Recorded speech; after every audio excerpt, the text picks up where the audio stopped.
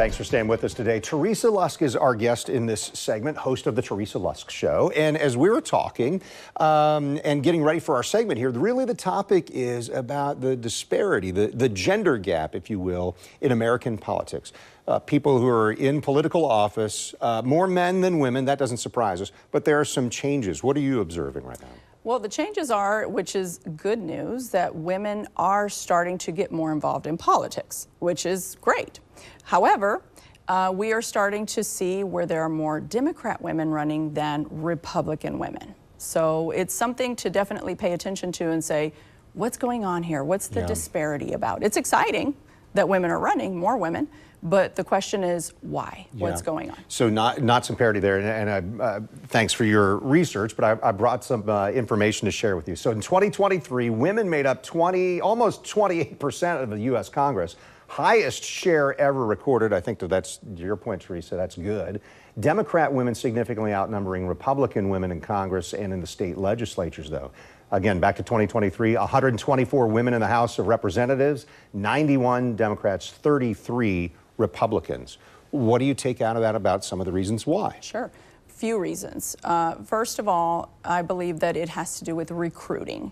So what are we doing to recruit the more conservative side of women that usually they are more concerned about taking care of their households?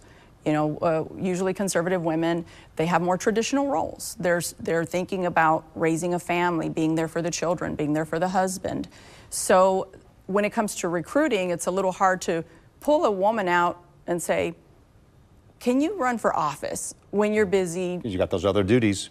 Yeah, right. You got those other things. One of the things I knew we wanted to talk about some of the barriers and challenges to this, and I think that lines up with what you're talking about right there, right? Oh, absolutely. In addition to that, we have that some women are really afraid of competition. They don't like the idea of being in a competitive environment. Usually, again, going back to the conservative women, they just have a tendency to want to kind of sit back a little bit, where Democrat women tend to focus a lot more on equality of roles. So they're going to go get that, you know, in the career, and they're going to focus on that. Where and it sounds like it's almost like, you know, saying, well, you know, is this really true? There's research out there that conservative women do want to be a little more behind the scenes. And so while it's exciting, we should ask, hey, how can we get these conservative women to be a part of this exciting season? Yeah, there has been significant progress. We just showed some of the numbers here, but we know a milestone like Kamala Harris being the first female vice president. Certainly, there's a higher likelihood of women saying, well, maybe I do want to pursue that. I saw she did it. That's right. I think that's what's so exciting about having seen her run and actually make it, that there's representation there. I think when a lot of people can see the evidence of representation, it might stir up some things and make you go, hey, maybe I should consider this. You know, I think it's great news when a woman rolls out of bed and says, I think I'm going to run for office today. You know, and so I think she really inspired a lot of women. Again, she did inspire a lot more Democrat women than Republican women, but she's inspiring women to get up there and be a part of this.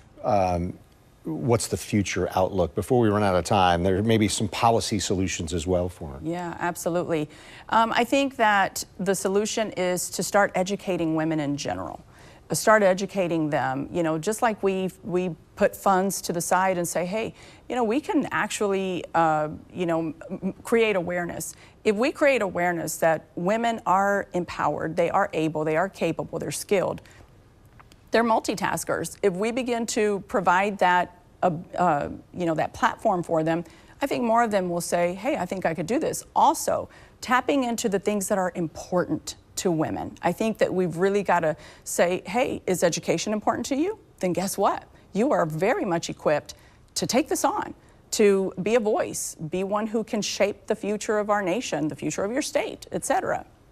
So I think as we really pay attention to what am I passionate about and how can I make a difference, there's a reason why a woman should get up and say, maybe I should consider this. Yeah, it's an interesting topic, and obviously we're seeing some changes, but want women to know it's not just acceptable to be, it's desirable. We want you involved. Teresa Lusk, I appreciate the time. Thank you. I know you just came into town, and I'm like scooping you up. Let's talk about this, but appreciate your insights today. Thank you so much. It was great being here.